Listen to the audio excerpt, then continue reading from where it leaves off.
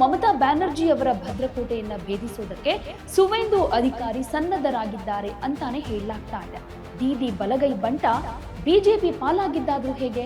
ಬಂಗಾಳದ ರಾಜಕೀಯದಲ್ಲಿ ಸುವೇಂದು ಅಧಿಕಾರಿ ಕೇವಲ ಹೆಸರು ಮಾತ್ರ ಅಲ್ಲ, ಅದೊಂದು ಶಕ್ತಿ ಅಂತ ಹೇಳ್ಬೋದು. ಕಮ್ಯುನಿಸ್ಟ್ ಸರ್ಕಾರವನ್ನ ಕಿತ್ತೊಗೆಯೋದಕ್ಕೆ ಮಮತಾ ಬ್ಯಾನರ್ಜಿಗೆ ಹೆಗಲು ಕೊಟ್ಟವರು ಇದೇ ಸುವೇಂದು ಅಧಿಕಾರಿ. 2020 ಡಿಸೆಂಬರ್ನಲ್ಲಿ ಸುವೇಂದು ಅಧಿಕಾರಿ ತೃಣಮೂಲ ಕಾಂಗ್ರೆಸ್ಗೆ ಗುಡ್ ಬೈ ಹೇಳಿದಾಗ ಇಡೀ ದೇಶದ ರಾಜಕಾರಣವೇ ಬೆಚ್ಚಿ ಬಿದ್ದಿತ್ತು. ಪ್ರಶಾಂತ್ ಕಿಶೋರ್ ಟೀಮ್ ಬಂದ ಮೇಲಂತೂ ಹಳೆ ನಾಯಕರ ಮಾತುಗಳಿಗೆ ಕಿಮ್ಮತ್ತು ಇಲ್ಲದಂತಾಗ. ನಮಸ್ಕಾರ ಎಲ್ರಿಗೂ, ನೀವು ನೋಡ್ತಾ ಇರೋದು ಒನ್ ಇಂಡಿಯಾ ಕನ್ನಡ. ನಾನ್ ಪ್ರತಿಮಾ. ವೀಕ್ಷಕರೇ, ಭಾರತದ ರಾಜಕಾರಣದಲ್ಲಿ ಪಶ್ಚಿಮ ಬಂಗಾಳದ ಎಲೆಕ್ಷನ್ ಅಂದ್ರೆ ಅದೊಂದು ಹೈ ವೋಲ್ಟೇಜ್ ಡ್ರಾಮಾ ಅಂತಾನೆ ಕನ್ಸಿಡರ್ ಮಾಡಲಾಗುತ್ತೆ. ಈ 2026 ಚುನಾವಣೆ ಈಗ ಮುಗಿದಿದೆ. ಮಮತಾ ಬ್ಯಾನರ್ಜಿ ಅವರ ಭದ್ರಕೋಟೆಯನ್ನ ಭೇದಿಸೋದಕ್ಕೆ ಸುವೇಂದು ಅಧಿಕಾರಿ ಸನ್ನದ್ಧರಾಗಿದ್ದಾರೆ ಅಂತಾನೆ ಹೇಳಲಾಗ್ತಾ ಇದೆ. ಒಂದು ಕಾಲದ ಗುರು ಶಿಷ್ಯರು ಈಗ ಬದ್ಧ ವೈರಿಗಳಾಗಿದ್ದಾರೆ. ದೀದಿ ಬಲಗೈ ಬಂಟ ಬಿಜೆಪಿ ಪಾಲಾಗಿದ್ದಾದ್ರೂ ಹೇಗೆ? ಈ ಸಲ ಬಂಗಾಳದಲ್ಲಿ ಕಮಲ ಅರಳುತ್ತಾ? ಸುವೇಂದು ಅಧಿಕಾರಿ ಸಿಎಂ ಪಟ್ಟ ಅಲಂಕರಿಸ್ತಾರಾ? ಇವತ್ತಿನ ವಿಡಿಯೋದಲ್ಲಿ ನಾವು ಬಂಗಾಳದ ರಾಜಕೀಯ ಇತಿಹಾಸ ಹಾಗೆ 2026 ಭವಿಷ್ಯದ ಬಗ್ಗೆ ಒಂದಷ್ಟು ಮಾಹಿತಿಯನ್ನ ಕೊಡ್ತಾ ಇದ್ದೀವಿ. ಮೊದಲಿಗೆ ಯಾರು ಈ ಸುವೇಂದು ಅಧಿಕಾರಿ ಅಂತ ಹೇಳೋದಾದ್ರೆ, ಬಂಗಾಳದ ರಾಜಕೀಯದಲ್ಲಿ ಸುವೇಂದು ಅಧಿಕಾರಿ ಕೇವಲ ಹೆಸರು ಮಾತ್ರ ಅಲ್ಲ, ಅದೊಂದು ಶಕ್ತಿ ಅಂತ ಹೇಳ್ಬೋದು. ಇವರ ರಾಜಕೀಯ ಹಿನ್ನೆಲೆ ಬಗ್ಗೆ ಹೇಳೋದಾದ್ರೆ, ಇವರು ಹಿರಿಯ ನಾಯಕ ಶಿಶಿರ್ ಅಧಿಕಾರಿಯವರ ಮಗ. ಮಿಡ್ನಾಪುರ ಭಾಗದಲ್ಲಿ ಈ ಕುಟುಂಬಕ್ಕೆ ಅಪಾರವಾದ ವರ್ಚಸ್ಸಿದೆ. 2007ರಲ್ಲಿ ನಡೆದ ನಂದಿಗ್ರಾಮ ಚಳವಳಿಯ ನೈಜ ರೂವಾರಿಗಳಲ್ಲಿ ಸುವೇಂದು ಕೂಡ ಒಬ್ರು. ಕಮ್ಯುನಿಸ್ಟ್ ಸರ್ಕಾರವನ್ನ ಕಿತ್ತೊಗೆಯೋದಕ್ಕೆ ಮಮತಾ ಬ್ಯಾನರ್ಜಿಗೆ ಹೆಗಲು ಕೊಟ್ಟವರು ಇದೇ ಸುವೇಂದು ಅಧಿಕಾರಿ. ಟಿಎಂಸಿ ಪಕ್ಷದಲ್ಲಿ ಮಮತಾ ನಂತರದ 2ನೇ ಅತಿ ಪ್ರಭಾವಿ ನಾಯಕ ಅಂತ ಕರೆಸ್ಕೊಂಡಿದ್ರು.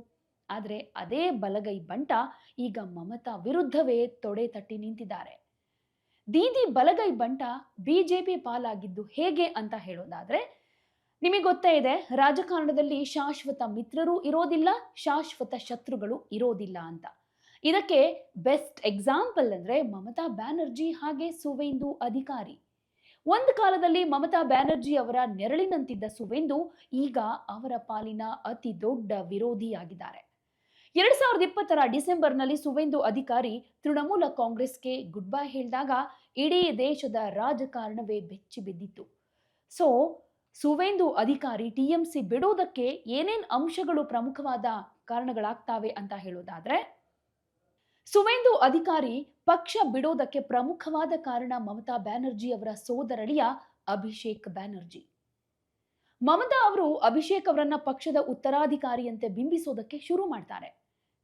ಸುವೇಂದು ಅಧಿಕಾರಿ ಅವರು ದಶಕಗಳಿಂದ ರಸ್ತೆಗಿಳಿದು ಹೋರಾಟ ಮಾಡಿಕೊಂಡು ಪಕ್ಷ ಕಟ್ಟಿದವರು. ಆದ್ರೆ ಯಾವುದೇ ಅನುಭವ ಇಲ್ಲದ ಅಭಿಷೇಕ್ ಬ್ಯಾನರ್ಜಿಗೆ ಸವಲತ್ತು ಹಾಗೆ ಅಧಿಕಾರ ಕೊಟ್ಟಿದ್ದು ಸುವೇಂದು ಅವರ ಅಸಮಾಧಾನಕ್ಕೆ ಕಾರಣ ಆಯಿತು. ಇನ್ನೊಂದಿಷ್ಟು ಆಂತರಿಕ ಸಂಘರ್ಷ ಕೂಡ ನಡೀತು. ಪಕ್ಷದ ನಿರ್ಧಾರಗಳಲ್ಲಿ ಅಭಿಷೇಕ್ ಹಸ್ತಕ್ಷೇಪ ಜಾಸ್ತಿ ಆಯಿತು. ಇದು ಸುವೇಂದು ಅವರ ಸ್ವಾತಂತ್ರ್ಯವನ್ನ ಕಸಿದ ರೀತಿಯಲ್ಲಿ ಮಾಡಿತು. ಇನ್ನು ಪ್ರಶಾಂತ್ ಕಿಶೋರ್ ಅವರ ಎಂಟ್ರಿ ಕೂಡ ಒಂದು ಕಾರಣ ಆಗುತ್ತೆ. 2019 ಲೋಕಸಭಾ ಎಲೆಕ್ಷನ್ ನಲ್ಲಿ ಟಿಎಂಸಿಗೆ ಹಿನ್ನಡೆಯಾದಾಗ ಮಮತಾ ಬ್ಯಾನರ್ಜಿ ಅವರು ಚುನಾವಣಾ ತಂತ್ರಜ್ಞ ಪ್ರಶಾಂತ್ ಕಿಶೋರ್ ಅವರನ್ನ ಕರೆತರ್ತಾರೆ. ಆಗ್ಲೂ ಕೂಡ ಸುವೇಂದು ಅವರಿಗೆ ಒಂದಷ್ಟು ಅಸಮಾಧಾನ ಹುಟ್ಕೊಳ್ಳುತ್ತೆ. ಇನ್ನು ಪ್ರಶಾಂತ್ ಕಿಶೋರ್ ಟೀಮ್ ಬಂದ ಮೇಲಂತೂ ಹಳೆ ನಾಯಕರ ಮಾತುಗಳಿಗೆ ಕಿಮ್ಮತ್ತು ಇಲ್ಲದಂತಾಗುತ್ತೆ. ಪ್ರಶಾಂತ್ ಕಿಶೋರ್ ಅವರ ತಂಡ ಸುವೇಂದು ಅಧಿಕಾರಿ ಅವರ ಹಿಡಿತದಲ್ಲಿದ್ದ ಜಿಲ್ಲೆಗಳಲ್ಲಿ ನೇರವಾಗಿ ಹಸ್ತಕ್ಷೇಪ ಮಾಡೋದಕ್ಕೆ ಶುರು ಮಾಡ್ತಾರೆ. ಇದು ಸುವೇಂದು ಅವರಿಗೆ ಪಕ್ಷದಲ್ಲಿ ತಾವು ಕೇವಲ ಒಬ್ಬ ಸೇವಕನಾಗ್ತಿದ್ದೀನಿ ಅನ್ನೋ ಭಾವನೆ ಬೆಳೆಯೋ ಹಾಗೆ ಮಾಡುತ್ತೆ. ಪ್ರಶಾಂತ್ ಕಿಶೋರ್ ಅವರ ಕಾರ್ಯವೈಖರಿ ಸುವೇಂದು ಅವರಂತಹ ಪ್ರಭಾವಿ ನಾಯಕನಿಗೆ ಇಷ್ಟ ಆಗ್ಲಿಲ್ಲ. ಹಾಗೇನೆ ನಂದಿಗ್ರಾಮದ ಕ್ರೆಡಿಟ್ ಮತ್ತು ವರ್ಚಸ್ಸು ಅನ್ನೋದು ಕೂಡ ಇಲ್ಲಿ ಕಾರಣ ಆಗುತ್ತೆ. ಯಾಕಂದ್ರೆ ಸುವೇಂದು ಅಧಿಕಾರಿ ಕೇವಲ ನಾಯಕ ಮಾತ್ರ ಆಗಿರಲಿಲ್ಲ, ಜನನಾಯಕ ಅನ್ನಿಸ್ಕೊಂಡಿದ್ರು. ಈ 2007 ನಂದಿಗ್ರಾಮದ ಭೂ ಸ್ವಾಧೀನ ವಿರೋಧಿ ಚಳವಳಿಯಲ್ಲಿ ಮಮತಾ ಗೆದ್ದಿದ್ದೇ ಸುವೇಂದು ಅವರ ಹೋರಾಟದಿಂದ. ಮಿಡ್ನಾಪುರ, ಪುರುಲಿಯಾ, ಬಂಕುರಾ ಭಾಗದ ಸುಮಾರು 50ರಿಂದ 60 ವಿಧಾನಸಭಾ ಕ್ಷೇತ್ರಗಳ ಮೇಲೆ ಅಧಿಕಾರಿ ಕುಟುಂಬಕ್ಕೆ ಹಿಡಿತಾ ಇತ್ತು. ಇಷ್ಟು ದೊಡ್ಡ ಪ್ರಭಾವ ಇಟ್ಕೊಂಡಿದ್ರು ಮಮತಾ ಬ್ಯಾನರ್ಜಿ ಅವರು ಸುವೇಂದು ಅವರನ್ನ ಕೇವಲ ಒಬ್ಬ ಮಂತ್ರಿಯನ್ನಾಗಿ ಸೀಮಿತ ಮಾಡಿದ್ರು. ತಮ್ಮ ಶಕ್ತಿಗೆ ತಕ್ಕ ಮನ್ನಣೆ ಸಿಗ್ತಾ ಇಲ್ಲ ಅನ್ನೋ ಹತಾಶೆ ಸುವೇಂದು ಅವರಲ್ಲಿ ಮನೆ ಮಾಡಿತ್ತು. ಇನ್ನು ಅಧಿಕಾರ ಹಂಚಿಕೆಯ ಅಸಮತೋಲನ ಕೂಡ ಒಂದು ಕಾರಣ ಆಗುತ್ತೆ. ಯಾಕಂದ್ರೆ ಪಕ್ಷದ ವೇದಿಕೆಗಳಲ್ಲಿ ಸುವೇಂದು ಅವರು ನಾನು ಕಷ್ಟಪಟ್ಟು ಮೆಟ್ಟಿಲು ಹತ್ತಿ ಬಂದವನು, ಲಿಫ್ಟ್ ನಲ್ಲಿ ಬಂದವನಲ್ಲ ಅಂತ ಪದೇ ಪದೇ ಹೇಳ್ತಾ ಇದ್ರು.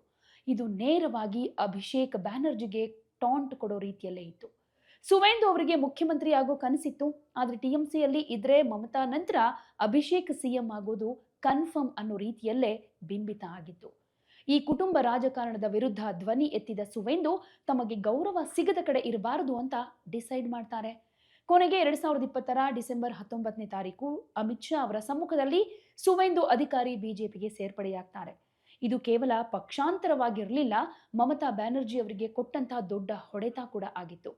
ಇದರ ಫಲಿತಾಂಶವೇ 2021 ಎಲೆಕ್ಷನ್ನಲ್ಲಿ ಸುವೇಂದು ಅವರು ಮಮತಾ ಬ್ಯಾನರ್ಜಿ ಅವರನ್ನ ನಂದಿಗ್ರಾಮದಲ್ಲಿ ಸೋಲಿಸಿದ್ದು. ಈ ಬಾರಿಯ ಕಣ ಕೂಡ ರಂಗೇರೋದಕ್ಕೆ ಮುಖ್ಯವಾದ ಕಾರಣ ಸುವೇಂದು ಅಧಿಕಾರಿ. ಒಂದು ಕಾಲದಲ್ಲಿ ಮಮತಾ ಅವರ ಬಲಗೈ ಬಂಟನಾಗಿದ್ದ ಸುವೇಂದು ಈಗ ಬಂಗಾಳದ ವಿರೋಧ ಪಕ್ಷದ ನಾಯಕನಾಗಿ ಮಮತಾ ಅವರಿಗೆ ಅವರದ್ದೇ ನೆಲದಲ್ಲಿ ಸವಾಲು ಹಾಕ್ತಾ ಇದ್ದಾರೆ. 2021 ನಂದಿಗ್ರಾಮ ಚುನಾವಣೆಯಲ್ಲಿ ಮಮತಾ ಅವರನ್ನ 1900 ಮತಗಳ ಅಲ್ಪ ಅಂತರದಿಂದ ಸೋಲಿಸಿದ್ದ ಸುವೇಂದು ಈಗ ಭವಾನಿಪುರದಲ್ಲೂ ಅಂಥದ್ದೇ ಪವಾಡ ಮಾಡೋದಕ್ಕೆ ರೆಡಿಯಾಗಿದ್ದಾರೆ. ನಂತರ ನಡೆದ ಉಪಚುನಾವಣೆಯಲ್ಲಿ ಮಮತಾ 58,835 ಮತಗಳ ಬೃಹತ್ ಅಂತರದಿಂದ ಗೆದ್ದಿದ್ರೂ 2024 ಲೋಕಸಭಾ ಎಲೆಕ್ಷನ್ನ ಅಂಕಿಅಂಶಗಳು ಬೇರೆಯದ್ದೇ ಕತೆ ಹೇಳ್ತಾ ಇವೆ. ಲೋಕಸಭಾ ಚುನಾವಣೆಯಲ್ಲಿ ಭವಾನಿಪುರ ವ್ಯಾಪ್ತಿಯಲ್ಲಿ ಟಿಎಂಸಿ ಮುನ್ನಡೆ ಕೇವಲ 8,897 ಮತಗಳಿಗೆ ಕುಸಿದಿದೆ. ಇದು ಬಿಜೆಪಿಯ ಆಕ್ರಮಣಕಾರಿ ಬೆಳವಣಿಗೆಯನ್ನ ಎತ್ತಿ ತೋರಿಸುತ್ತೆ. ಈಗ 2026 ಚುನಾವಣಾ ಸಮೀಕ್ಷೆ ಬಗ್ಗೆ ಒಂದಷ್ಟು ಹೇಳೋದಾದ್ರೆ, ಸದ್ಯಕ್ಕಂತೂ ಇತ್ತೀಚಿನ ಸಮೀಕ್ಷೆಗಳ ಪ್ರಕಾರ ಸರಿ ಸಮಾನವಾದಂಥ ಪೈಪೋಟಿ ಕಾಣಿಸ್ತಾ ಇದೆ. ಸುಮಾರು 49% ಜನ ಇನ್ನೂ ಮಮತಾ ಪರ ಇದ್ರೆ, ಉತ್ತರ ಬಂಗಾಳ ಹಾಗೆ ಜಂಗಲ್ ಮಹಲ್ ಭಾಗದಲ್ಲಿ ಬಿಜೆಪಿ ಅಲೆ ಜೋರಾಗಿ ಕಾಣಿಸ್ತಾ ಇದೆ. ಅಮಿತ್ ಶಾ ಲೆಕ್ಕಾಚಾರ ಕೂಡ ಇಲ್ಲಿ ಒಂದಷ್ಟು ವರ್ಕೌಟ್ ಆಗಬಹುದು. ಯಾಕಂದ್ರೆ ಮೊದಲ ಹಂತದ ಚುನಾವಣೆಯ ನಂತರ ಬಿಜೆಪಿ 110ಕ್ಕೂ ಹೆಚ್ಚು ಸ್ಥಾನಗಳನ್ನ ಗೆಲ್ಲೋ ವಿಶ್ವಾಸವನ್ನ ವ್ಯಕ್ತಪಡಿಸಿದೆ. ಎರಡನೇ ಹಂತದಲ್ಲೂ ಕೂಡ ಭರ್ಜರಿ ಮತದಾನ ನಡೆದಿರೋದ್ರಿಂದ ಬಿಜೆಪಿಗೆ ಒಂದಷ್ಟು ಆತ್ಮವಿಶ್ವಾಸ ಜಾಸ್ತಿ ಆಗಿದೆ. ಇನ್ನು ಭ್ರಷ್ಟಾಚಾರದ ಆರೋಪಗಳು ಹಾಗೆ ಶಿಕ್ಷಕರ ನೇಮಕಾತಿ ಹಗರಣಗಳು ಮಮತಾ ಸರ್ಕಾರಕ್ಕೆ ಮುಳುವಾಗುವ ಸಾಧ್ಯತೆ ಇದೆ. ಸುವೇಂದು ಅಧಿಕಾರಿ ಏನಾದರೂ ಇಲ್ಲಿ ಸಿಎಂ ಆಗ್ತಾರಾ ಅನ್ನುವಂಥ ಪ್ರಶ್ನೆ ಕೂಡ ಕ್ರಿಯೇಟ್ ಆಗುತ್ತೆ ಇನ್ ಕೇಸ್ ಬಿಜೆಪಿ ಗೆದ್ರೆ.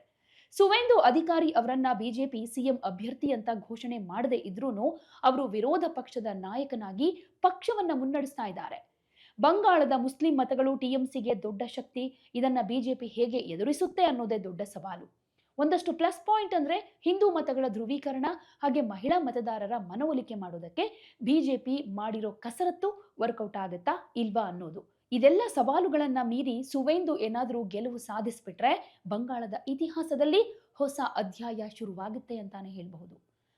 ಬಂಗಾಳದ ಜನತೆ ಬದಲಾವಣೆ ಬಯಸ್ತಾ ಇದ್ದಾರಾ ಅಥವಾ ದೀದಿಯ ಗ್ಯಾರಂಟಿಗಳ ಮೇಲೆ ನಂಬಿಕೆ ಇಟ್ಕೊಂಡಿದ್ದಾರಾ ಅನ್ನೋದು ಮೇ 4 ಫಲಿತಾಂಶದಲ್ಲಿ ಗೊತ್ತಾಗುತ್ತೆ.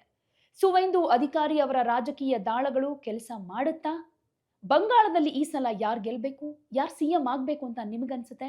ನಿಮ್ಮ ಒಪಿನಿಯನ್ ಏನೇ ಇದ್ರೂ ಕಾಮೆಂಟ್ ಮೂಲಕ ತಿಳಿಸಿ.